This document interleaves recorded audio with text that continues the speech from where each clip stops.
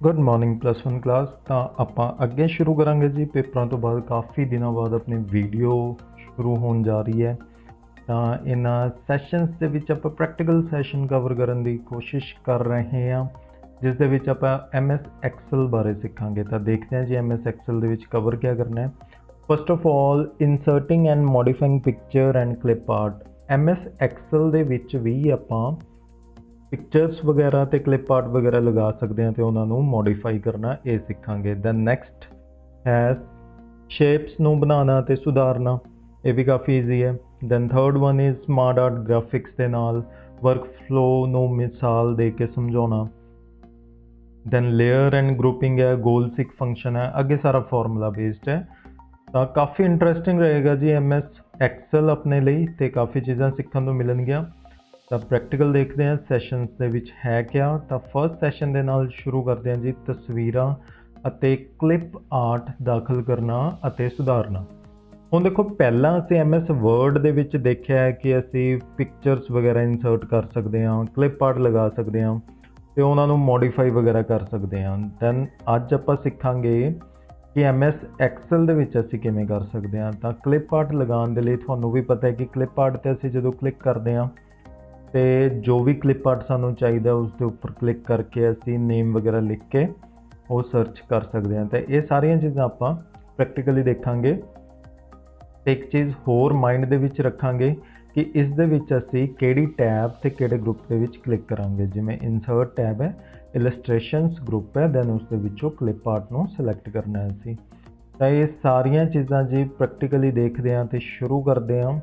ਜਿਵੇਂ ਆਪਣੇ ਕੋਲ ਹੁਣ ਸੌਫਟਵੇਅਰ ਮੈਂ ਓਪਨ ਕਰਦਾ, ਤਾਂ ਇਹ ਆਪਣਾ ਸੌਫਟਵੇਅਰ ਹੈ ਜੀ, ਤੇ ਇਸ ਦੇ ਵਿੱਚ ਅਸੀਂ ਕਲਿੱਕ ਕਰਨਾ ਹੈ ਇਨਸਰਟ ਟੈਬ ਦੇ ਉੱਪਰ। ਤਾਂ ਮੈਂ ਜ਼ੂਮ ਕਰਦਾ, ਇਨਸਰਟ ਟੈਬ ਤੇ ਕਲਿੱਕ ਕਰਾਂਗੇ। ਦੈਨ ਉਸ ਤੋਂ ਬਾਅਦ ਆਪਣੇ ਕੋਲ ਇਲਸਟ੍ਰੇਸ਼ਨਸ ਗਰੁੱਪ ਹੈ, ਇਲਸਟ੍ਰੇਸ਼ਨਸ ਗਰੁੱਪ ਦੇ ਵਿੱਚ ਅਸੀਂ ਕਲਿਪ ਆਰਟ ਤੇ ਕਲਿੱਕ ਕਰਾਂਗੇ। ਤਾਂ ਜਦੋਂ ਅਸੀਂ ਕਲਿਪ ਆਰਟ ਤੇ ਕਲਿੱਕ ਕਰਾਂਗੇ ਤਾਂ ਕਲਿਪ ਆਰਟ ਤੇ ਕਲਿੱਕ ਕਰਦੇ ਹੀ ਆਪਣੇ ਕੋਲ ਬਿਲਕੁਲ, ਅਗਰ ਅਸੀਂ ਰਾਈਟ ਹੈਂਡ ਸਾਈਡ ਤੇ ਦੇਖੀਏ ਤਾਂ ਕਲਿਪ ਆਰਟ ਬਾਕਸ ਓਪਨ ਹੋ ਚੁੱਕਿਆ। ਜਿਵੇਂ ਮੈਨੇ ਆਲਰੇਡੀ ਇੱਥੇ ਕਾਰ ਲਿਖਿਆ ਹੋਇਆ, ਮੰਨ ਲਓ ਤੁਸੀਂ ਹੋਰ ਕੋਈ ਚੀਜ਼ ਸਰਚ ਕਰਨਾ ਚਾਹੁੰਦੇ ਹੋ ਤਾਂ ਉਹ ਕਰ ਸਕਦੇ ਹੋ। ਜਿਵੇਂ ਮੈਂ ਟਾਵਰ ਲਿਖ ਰਿਹਾ ਤਾਂ ਟਾਵਰ ਤੇ ਕਲਿੱਕ ਕਰਕੇ ਗੋ ਕਰ ਰਿਹਾ ਤਾਂ ਮੇਰੇ ਕੋਲ ਕੁਝ ਐਸੇ ਟਾਵਰਸ ਆ ਗਿਆ, ਇਹਨਾਂ ਨੂੰ ਯੂਜ਼ ਕਰ ਸਕਦੇ ਹਾਂ। ਇੱਕ ਚੀਜ਼ ਹੋਰ ਧਿਆਨ ਰੱਖਣੀ ਹੈ ਤੁਸੀਂ, ਜਿਵੇਂ ਇੱਥੇ ਸਰਚ ਇਨ ਸਿਲੈਕਟਡ ਕਲੈਕਸ਼ਨ ਲਿਖਿਆ ਆ ਰਿਹਾ, ਇਸ ਤੇ ਕਲਿੱਕ ਕਰਕੇ ਤੁਸੀਂ ਅਗਰ ਇੰਟਰਨੈਟ ਤੋਂ ਕੁਝ ਲੱਭਣਾ ਚਾਹੁੰਦੇ ਹੋ ਤਾਂ ਵੈਬ ਕਲੈਕਸ਼ਨ ਤੇ ਕਲਿੱਕ ਕਰ ਸਕਦੇ ਹੋ, ਤਾਂ ਕਿ ਤੁਹਾਡਾ ਜੋ ਵੀ ਰਿਜ਼ਲਟ ਹੈ ਉਹ ਇੰਟਰਨੈਟ ਤੋਂ ਵੀ ਇਹ ਪਿਕ ਕਰ ਸਕੇ। ਉਸ ਤੋਂ ਬਾਅਦ ਮੀਡੀਆ ਟਾਈਪ ਆ ਗਿਆ, ਸਾਰੀਆਂ ਫਾਈਲਸ ਚਾਹੀਦੀਆਂ ਨੇ ਸਾਨੂੰ, ਚਾਹੇ ਮੂਵੀ ਹੈ, ਚਾਹੇ ਸਾਊਂਡ, ਚਾਹੇ ਫੋਟੋਗ੍ਰਾਫ ਹੈ, ਕਲਿਪ ਆਰਟ ਹੈ, ਸਾਰੀਆਂ ਫਾਈਲਸ ਚਾਹੀਦੀਆਂ ਨੇ ਤਾਂ ਆਲ ਤੇ ਕਲਿੱਕ ਕਰਾਂਗੇ। ਦੈਨ ਉਸ ਤੋਂ ਬਾਅਦ ਇਨਸਰਟ ਕਰਨ ਦੇ ਲਈ ਇਸ ਤੇ ਜਾਂ ਤਾਂ ਡਬਲ ਕਲਿੱਕ ਕਰਾਂਗੇ ਅਸੀਂ, ਜਾਂ ਫਿਰ ਜੋ ਇਹ ਨਾਲ ਐਰੋ ਦਿਖਦਾ ਹੈ ਇਸ ਤੇ ਕਲਿੱਕ ਕਰਕੇ ਇਨਸਰਟ ਦੀ ਆਪਸ਼ਨ ਵੀ ਆਪਾਂ ਨੂੰ ਮਿਲ ਜਾਂਦੀ ਹੈ। ਤਾਂ ਜਿਵੇਂ ਹੀ ਆਪਾਂ ਇਨਸਰਟ ਤੇ ਕਲਿੱਕ ਕਰਾਂਗੇ ਤਾਂ ਆਪਾਂ ਦੇਖਾਂਗੇ ਕਿ ਆਪਣੇ ਕੋਲ ਟਾਵਰ ਦੀ ਆਪਸ਼ਨ ਆ ਚੁੱਕੀ ਹੈ।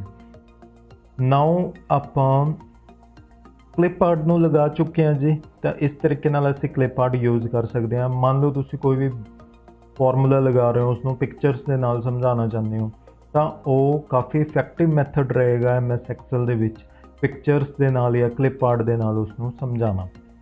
ਤਾਂ ਚਲੋ ਨੈਕਸਟ ਆਪਾਂ ਦੇਖਦੇ ਹਾਂ ਕਿ ਬੁੱਕ ਦੇ ਵਿੱਚ ਆਪਾਂ ਨੂੰ ਕਿਆ ਦਿੱਤਾ ਹੋਇਆ ਤੇ ਕਿਆ ਕਵਰ ਕਰਨਾ ਹੈ ਜੀ। ਅਸੀਂ ਨੈਕਸਟ ਹੈ ਕਿ ਅਸੀਂ ਸਰਚ ਬਾਕਸ ਦੇ ਵਿੱਚ ਇਹ ਸਾਰਾ ਕੁਝ ਅਸੀਂ ਦੇਖ ਚੁੱਕੇ ਹਾਂ। ਜਿਵੇਂ ਇਹਨਾਂ ਨੇ ਐਗਜ਼ਾਮਪਲ ਦਿੱਤੀ ਹੈ ਕਿ ਬਿਲਿੰਗ ਵਗੈਰਾ ਦਾ ਕੁਝ ਲਗਾਉਣਾ ਤਾਂ ਉਹ ਵੀ ਅਸੀਂ ਕਰ ਸਕਦੇ ਹਾਂ, ਇਹ ਆਪਾਂ ਕਰ ਚੁੱਕੇ ਹਾਂ ਜੀ। ਨੈਕਸਟ ਹੈ ਕਲਿਪ ਆਰਟ ਦਾਖਲ ਕਰਨਾ ਤੇ ਪ੍ਰੀਵਿਊ ਦੇਖਣਾ, ਇਹ ਵੀ ਆਪਾਂ ਦੇਖ ਚੁੱਕੇ ਹਾਂ ਪ੍ਰੀਵਿਊ ਵਗੈਰਾ।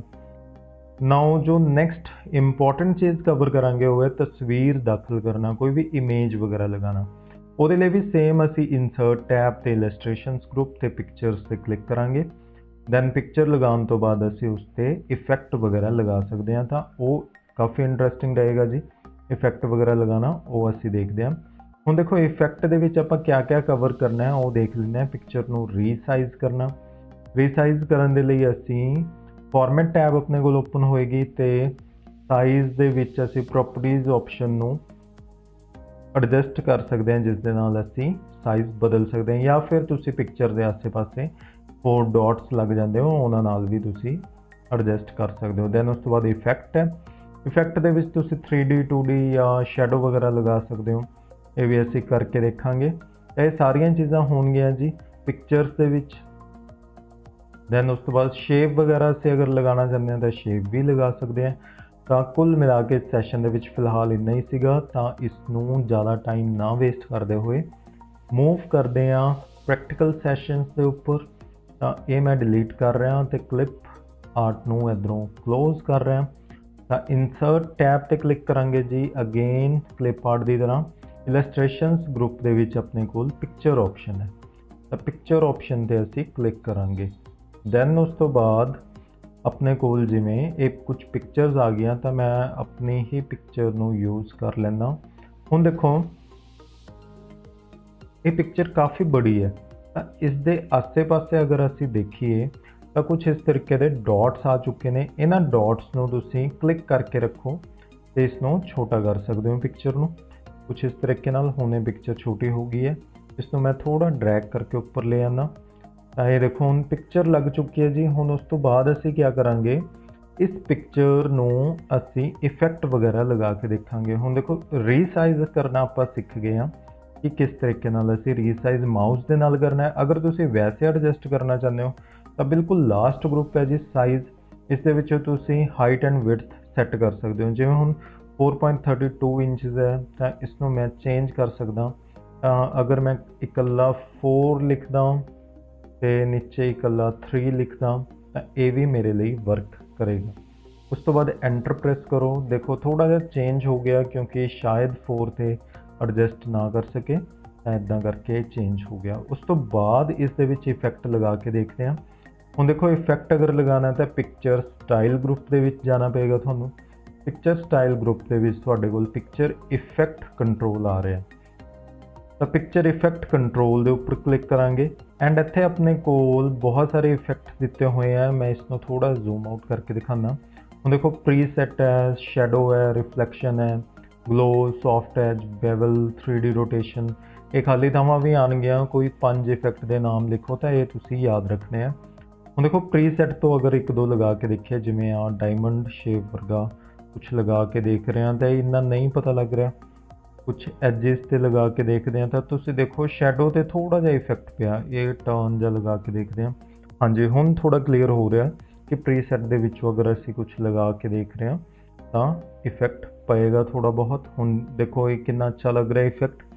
ਇਸੇ ਤਰੀਕੇ ਨਾਲ ਅਗਰ ਅਸੀਂ ਸ਼ੈਡੋ ਤੇ ਕਲਿੱਕ ਕਰੀਏ ਤਾਂ ਕੁਛ ਸ਼ੈਡੋਜ਼ ਬਣ ਕੇ ਆਉਣਗੇ ਆਪਣੇ ਕੋਲ।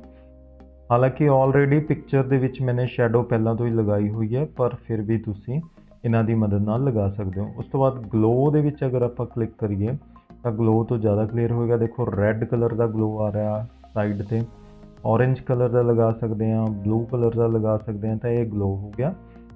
ਦੈਨ ਉਸ ਤੋਂ ਬਾਅਦ ਬੇਵਲ ਦੀ ਗੱਲ ਕਰੀਏ ਤਾਂ ਇਹ ਥੋੜਾ ਜਿਹਾ 3D ਇਫੈਕਟ ਦੇਗਾ ਇਸ ਨੂੰ, ਜਿਵੇਂ ਬਾਕਸ ਟਾਈਪ ਦਾ ਇਫੈਕਟ ਦੇਗਾ। ਤਾਂ ਇਹ ਕੁਝ ਖਾਸ ਇਸ ਤੇ ਪਤਾ ਨਹੀਂ ਲੱਗ ਰਿਹਾ। ਅਗਰ ਕੋਈ ਹੋਰ ਪਿਕਚਰ ਯੂਜ਼ ਕਰਾਂਗੇ ਤਾਂ ਉਸ ਤੋਂ ਕਲੀਅਰ ਹੋਏਗਾ। 3D ਰੋਟੇਸ਼ਨ ਦੇਖਦੇ ਹਾਂ ਤਾਂ ਇਸ ਦੇ ਵਿੱਚ ਆਪਾਂ ਪਿਕਚਰ ਨੂੰ 3D ਰੋਟੇਟ ਕਰ ਸਕਦੇ ਹਾਂ। ਤਾਂ ਇਹ ਸੀਗੇ ਜੀ ਪਿਕਚਰਸ ਤੇ ਇਫੈਕਟ ਕਿਵੇਂ ਲਗਾਉਣੇ ਆ। ਤਾਂ ਇਹ ਸਾਰੇ ਇਫੈਕਟ ਅਸੀਂ ਯੂਜ਼ ਕਰ ਸਕਦੇ ਹਾਂ। ਜੋ ਵੀ ਤੁਹਾਡਾ ਦਿਲ ਕਰਦਾ ਉਹ ਇਫੈਕਟ ਯੂਜ਼ ਕਰੋ ਤੇ ਆਪਣੀ ਪਾਵਰ ਪੁਆਇੰਟ ਜਾਂ ਫਿਰ ਤੁਸੀਂ ਵਰਡ ਜਾਂ ਫਿਰ ਐਕਸਲ ਯੂਜ਼ ਕਰ ਰਹੇ ਹੋ ਉਸ ਨੂੰ ਹੋਰ ਅੱਛਾ ਬਣਾ ਸਕਦੇ ਹੋ ਤੁਸੀਂ। ਤਾਂ ਇਹ ਸੀਗਾ ਜੀ ਪਿਕਚਰ ਇਫੈਕਟ। ਉਸ ਤੋਂ ਬਾਅਦ ਆਪਾਂ ਸ਼ੇਪ ਦੇਖ ਲੈਂਦੇ ਹਾਂ। ਤਾਂ ਇਸ ਪਿਕਚਰ ਨੂੰ ਮੈਂ ਡਿਲੀਟ ਕਰਦਾ, ਇਨਸਰਟ ਟੈਬ ਤੇ ਅਗੇਨ ਕਲਿੱਕ ਕਰਦੇ ਹਾਂ ਜੀ ਤੇ ਸ਼ੇਪਸ ਤੇ ਜਾ ਕੇ ਕੋਈ ਵੀ ਇੱਕ ਸ਼ੇਪ ਬਣਾ ਲੈਂਦੇ ਹਾਂ। ਜਿਵੇਂ ਮੰਨ ਲਓ ਮੈਂ ਇਹ ਸਟਾਰ ਵਾਲੀ ਸ਼ੇਪ ਬਣਾਉਣਾ ਚਾਹੁੰਦਾ ਜੀ। ਤੇ ਸਟਾਰ ਵਾਲੀ ਸ਼ੇਪ ਬਣਾਉਂਦੇ ਹੀ ਤੁਸੀਂ ਨੋਟ ਕਰੋਗੇ ਕਿ ਫਾਰਮੈਟ ਟੈਬ ਜਦੋਂ ਵੀ ਆਪਾਂ ਪਿਕਚਰ ਜਾਂ ਸ਼ੇਪ ਲੈਂਦੇ ਹਾਂ ਜਾਂ ਕਲਿਪ ਆਰਟ ਲੈਂਦੇ ਹਾਂ ਤਾਂ ਆਪਣੇ ਕੋਲ format tab by default open ਹੋਏਗੀ। ਤਾਂ ਫਾਰਮੈਟ ਟੈਬ ਜਿਵੇਂ ਓਪਨ ਹੁੰਦੀ ਹੈ ਇਸ ਦੇ ਵਿੱਚ ਆਪਾਂ ਨੂੰ ਕਈ ਸਾਰੇ ਇਫੈਕਟਸ ਮਿਲ ਜਾਂਦੇ ਆ। ਤਾਂ ਇਸ ਦੇ ਵਿੱਚੋਂ ਵੀ ਅਸੀਂ ਇਫੈਕਟ ਲਗਾ ਸਕਦੇ ਹਾਂ, ਜਿਵੇਂ ਸ਼ੇਪ ਇਫੈਕਟ ਹੈ।